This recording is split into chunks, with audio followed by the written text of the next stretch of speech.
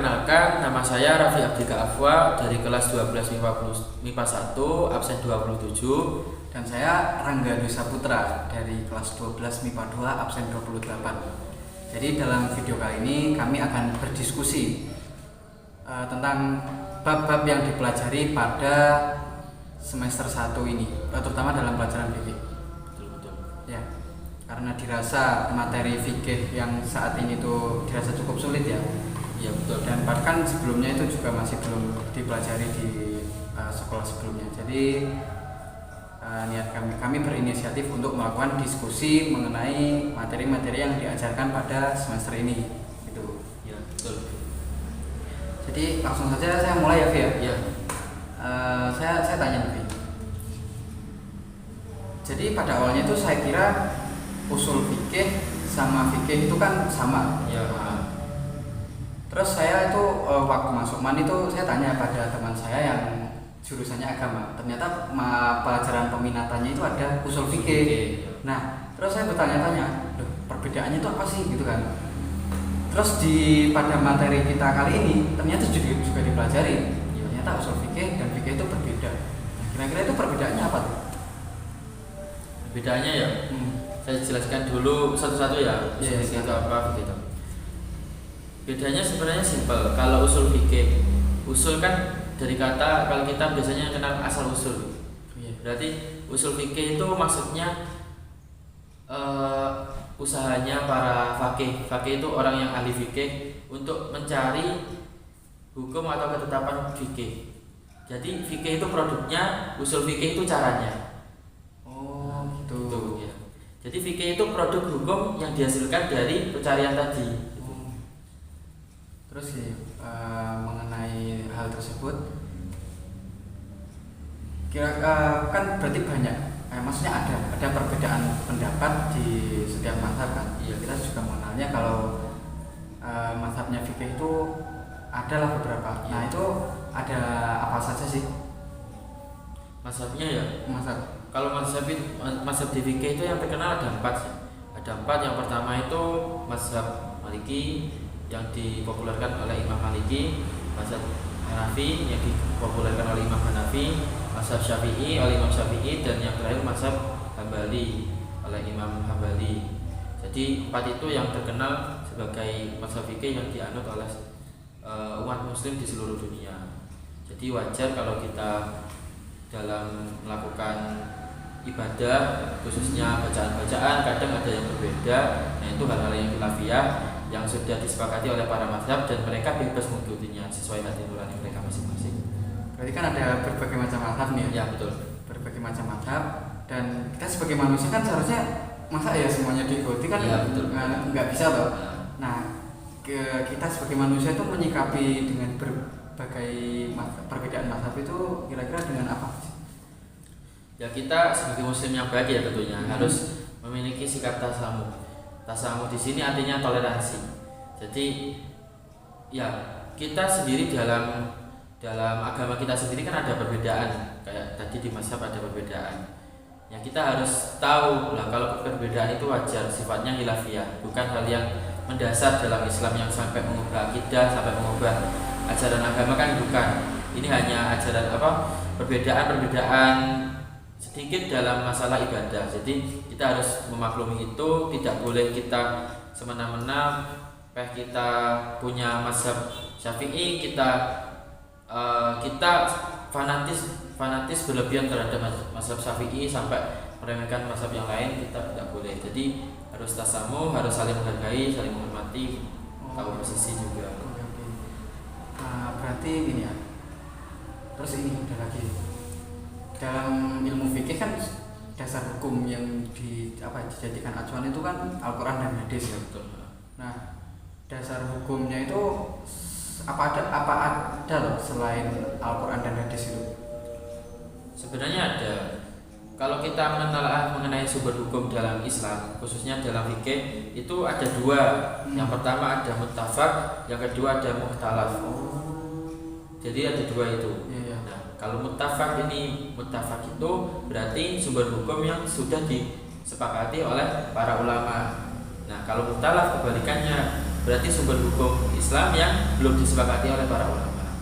Jadi contoh-contohnya kayak mutafak ya, dari yang termasuk mutafak itu Al-Quran, hadis, ijma, qiyas. Jadi dari keempat ini yang sudah disepakati oleh para ulama. Terus yang belum disepakati yang termasuk mutalaf itu ada istishab, ada masalihul mursalah, ada al-urf, dan banyak lagi juga yang lain juga. Itu. Oke, coba nanti saya coba cari-cari yang bagian mutalaf berarti. Ya, mutalaf yang banyak itu tadi. Oke, gitu. Oh, jadi ada banyak ya. Saya kira itu selain dari Al-Qur'an sama hadis itu satu-satunya jalan untuk menentukan hukum itu hanya lewat ijtihad saja gitu. Nah, ngomong-ngomong mengenai ijtihad itu apa sih, Bang?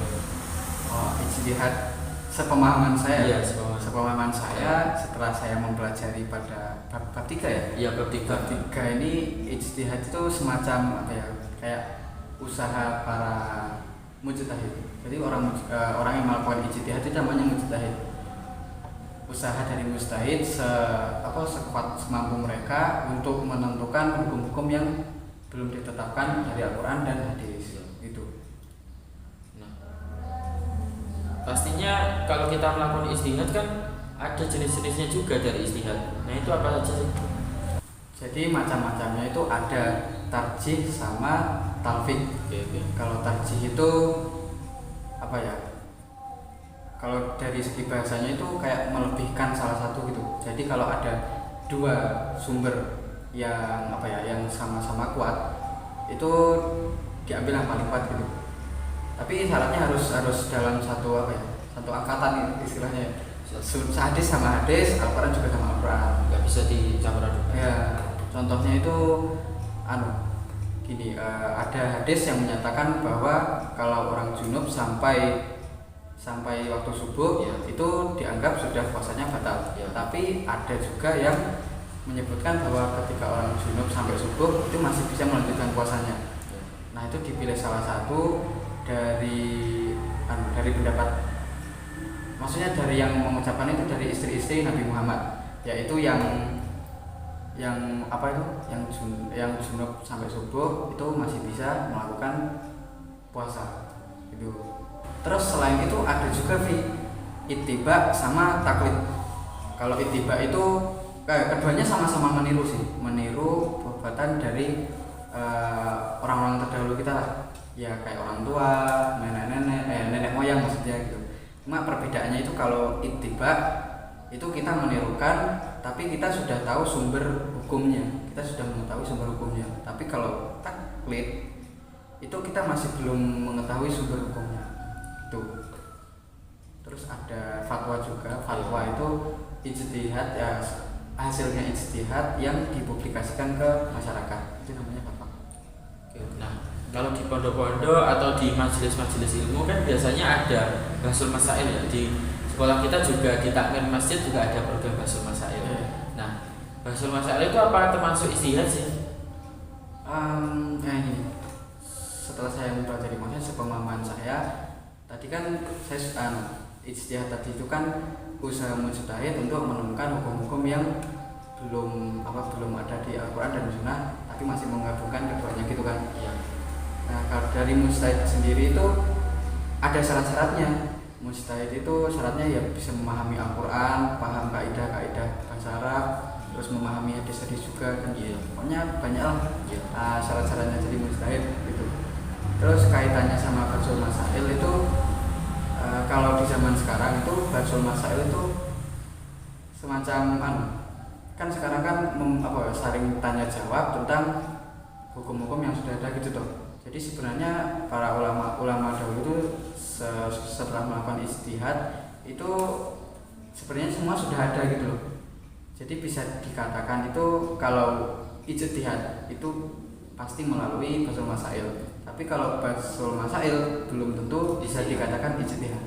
Itu berarti tergantung juga ya konteksnya di mana, terus dalam pembahasannya itu seperti apa, kriteria orang yang membahas seperti apa gitu. Jadi belum tentu yang ikut bahsul masail melakukan ijtihad belum tentu juga ya. Iya. Terus gini, kan di di bab selanjutnya, bab 4 kalau nggak salah. Iya. Kita kan juga mempelajari tentang hukum syar'i ini. Iya. Nah itu saya masih bingung loh, hubungannya, maksudnya setelah melakukan ijtihad, hubungannya bab ijtihad sama hukum syar'i itu apa atau begitu? Maksudnya saya masih belum memahami kaitannya gitu. Kira-kira sama ngerti nggak? Sepaham saya ya. Kalau hubungannya antara ijtihad sama hukum syar'i itu saling komplement, saling melengkapi dan saling menguatkan juga. Menguatkannya di sisi apa? Kan ijtihad tadi usaha sungguh-sungguh menguras seluruh tenaga dan pikiran kita untuk menemukan solusi dari permasalahan yang selalu berkembang di zaman ini. Tentunya sesuai dengan hukum syariat. Nah, hukum syariat itu kan tadi sumber hukumnya sudah banyak ya. Sumber hukum utamanya di Al-Quran, ada yang di hadis. Nah, di dalam Al-Quran dan hadis tentunya nggak semua masalah itu dijelaskan secara tersurat atau langsung dalam Al-Quran sama hadis itu. Tentunya juga ada pengembangan dari masalah yang dijelaskan dari sana. Nah, untuk menemukan solusinya itu kita bisa melakukan ijtihad. Ya dari ulama-ulama dahulu melakukan ijtihad terhadap masalah-masalah tersebut dengan menganalisis apa yang ada di Al-Quran dan hadis dan mencari sumber hukum lain yang bisa menguatkan dan bisa memicu selesainya masalah yang kita bingungkan terlebih dalam permasalahan fikih. Jadi keduanya itu saling melengkapi, saling menguatkan dalam hal pemecahan hukum fikih. Ya. Kira-kira ada pertanyaan lagi nggak? Saya rasa sudah cukup. Wah, terima kasih banyak atas sharing ilmunya. Siap, sama-sama. Oke. Baik, dirasa karena keterbatasan waktu ya. Jadi cukup sekian dari diskusi kami kali ini. Mohon maaf apabila penjelasan yang kami paparkan itu Kurang maksimal. ya, kurang maksimal. Ya, sekian dari kami, kurang lebihnya mohon maaf dan terima kasih. Wassalamualaikum warahmatullahi wabarakatuh.